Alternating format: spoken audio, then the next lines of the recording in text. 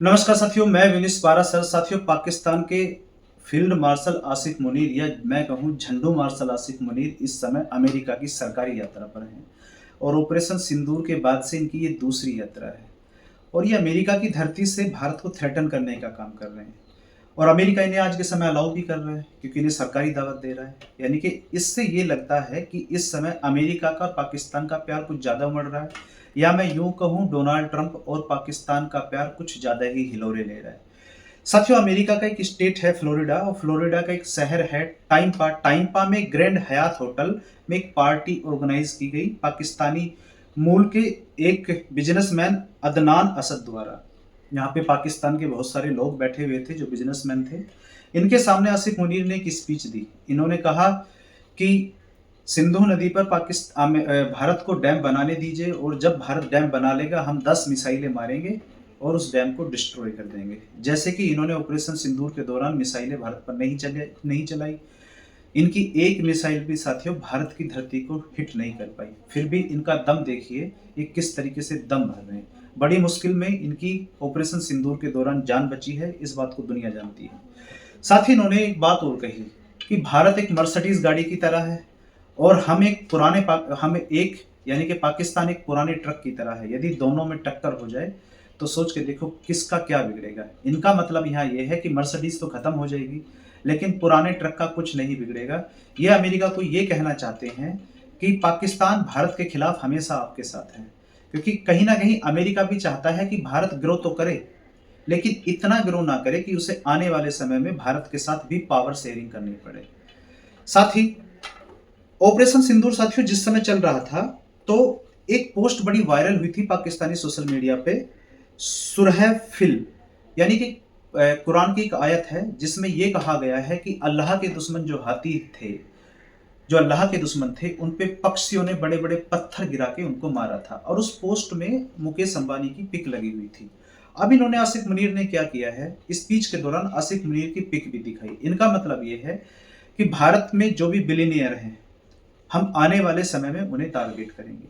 साथियों, यदि बिलियनियर की बात करें तो इस समय अमेरिका में सबसे ज्यादा लगभग 900 बिलियनियर हैं। चाइना में करें तो 405 है, वहीं भारत में इस समय 205 बिलियनियर हैं और भारत में बिलियनियरों की संख्या बहुत तेज गति से बढ़ रही है।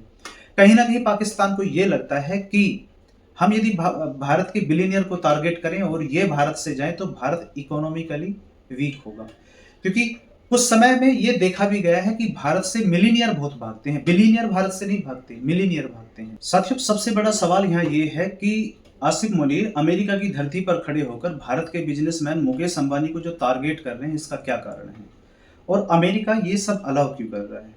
साथियों, कहा जाता है कि मुकेश अंबानी पूरे पाकिस्तान को परचेज कर सकते हैं, कहा जा सकता है खरीद सकते हैं। आपने ये सोशल मीडिया पे बहुत जगह सुना होगा, देखा होगा।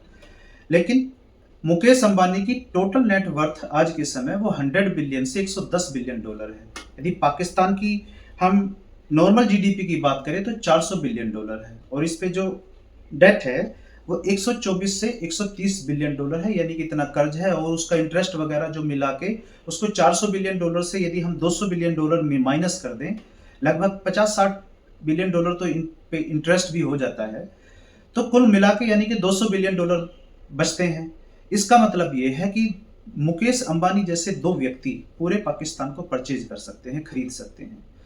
तो पाकिस्तान कहीं ना कहीं ये चाहता है कि यदि भारत के बिलियनियर को टारगेट किया जाए तो इससे क्या होगा, भारत के बिलियनियर डरेंगे और इससे भारत कहीं ना कहीं इकोनॉमिकली वीक होगा और इस सब में इन्हें अमेरिका का भी आज के समय समर्थन है। यदि अमेरिका का समर्थन नहीं है तो डोनाल्ड ट्रंप की ईगो तो सामने आ ही रही है, क्योंकि ऑपरेशन सिंदूर के दौरान हमने इन्हें क्रेडिट नहीं दिया कि आका आपने भारत पाकिस्तान की जंग रुकवाई और आपके लिए भी हमने और देशों की तरह नोबेल पीस प्राइज की मांग नहीं की। इसलिए डोनाल्ड ट्रंप इस समय भारत से चिढ़े हुए हैं और इनकी ईगो कहीं ना कहीं सामने आ रही है।